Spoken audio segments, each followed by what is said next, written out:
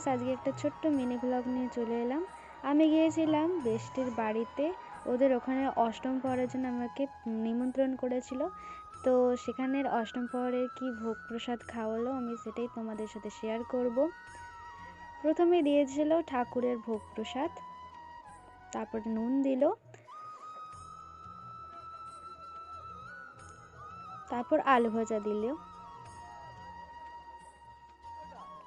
তারপর দিয়ে দিল ভাত,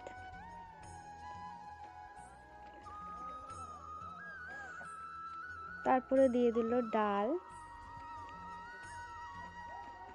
তারপরে একটা সবজি দিল, সেটা আমি বুঝতে পারলাম না কি সবজি। দুটো সবজি কিন্তু অসাধারণ ছিল, নিরামিষ, বেশ দারুণ লাগছিল আমার খাবারটা। তারপর চাটনি দিয়ে দিল, পায়েস দিল,